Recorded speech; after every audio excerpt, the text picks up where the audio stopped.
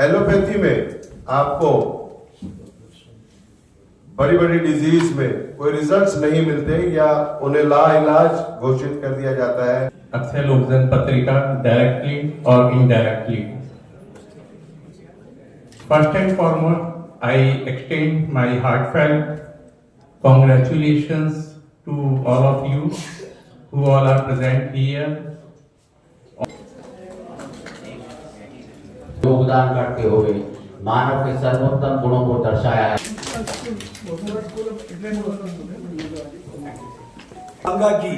और बापा की बपोती,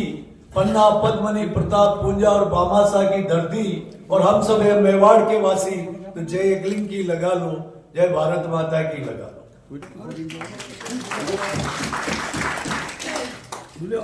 अक्षय लोक जन पत्रिका के 10 वर्ष पूर्ण होने पर इस समारोह में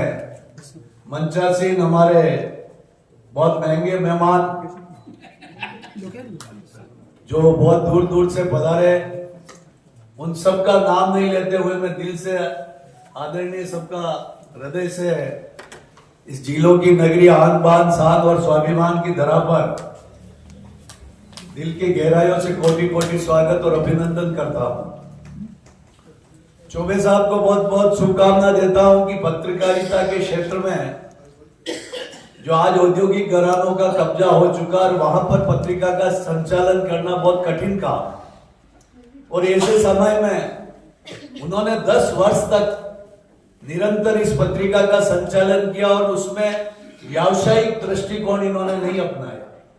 उन्होंने धर्म, संस्कृति, आध्यात्म और इतिहास को महत्व देते हुए जो दुर्लभ जानकारियां थी लोगों तक पहुंचाने का काम किया। तो मैं उनके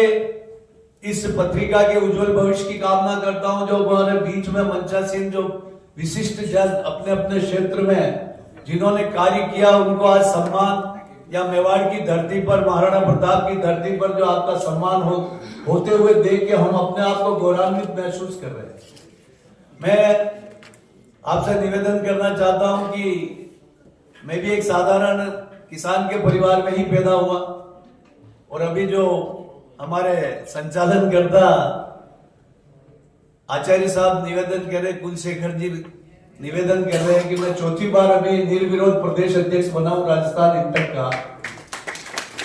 और अभी सितंबर में ही बैंकॉक में एशिया पैसिफिक रीजन का इंटरनेशनल आईएलओ का कन्वेंशन था, श्रम सम्मेलन, उसमें भारत का प्रतिनिधित्व करके आया, और अभी मैं वापस 24 तारीख से लगाकर 30 तारीख तक चाइना में श्रमिकों की बात भारत के मजदूरों की रखने के लिए जा रहा हूं। तो ये मेवाड़ की धरती पर जो हमें कुछ हासिल हुआ है, वो हमें हारित ऋषि ने प्रदान किया। आपने उदय सिंह जी का बड़ा सम्मान के साथ नाम लिया, मैं आपको बहुत बहुत धन्यवाद देता हूं। लेकिन उदय सिंह जी की जो पूर्व की पीढ़ियां, जहां से प्रथम शुरुआत होती है बप्पा रावल से, बप्पा रावल के गुरु थे हारित राशि, और हारित राशि ने जो इस मेवाड़ की स्थापना की और मेवाड़ के कुल गुरु के रूप में उन्होंने शिक्षा दीक्षा जो देकर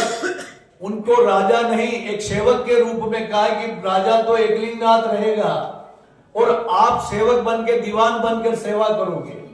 और वही पीढ़ियों का निर्माण 75 पीढ़ी तक आज दिन तक वो परंपरा चलती आ रही है। चाहे उस गद्दी पे कोई भी बैठा हो, लेकिन भगवान एकलिंगनाथ को राजा माना गया और वो सेवक के रूप में सेवा की, और इसीलिए विदेशी आक्रांताओं ने कई बार कोशिश की मेवाड़ को गुलाम बनाने के लिए। मैं ज्यादा बात क्या कहूं, हमारे बीच में बहुत विद्वान इतिहासकार बैठे हैं, मेघारिया साहब बैठे हैं, जुगनू जी है, वो ज्यादा इसके जानकार है, लेकिन इस धरती का यही कारण है कि हारित ऋषि ने जो परिकल्पना करके इस मेवाड़ साम्राज्य की नींव रखी, और उस नींव को रखते समय कहा कि आप भगवान एकलिंगनाथ को शासक मानोगे और आप सेवक बनकर सेवा करोगे, और इस परंपरा का अगर आपने निर्वहन किया तो दुनिया की कोई शक्ति तुम्हें अधीन नहीं कर सकती। क्यों? स्वयं शिव जहां का शासक होता है वो कभी पराधीन नहीं हो सकता।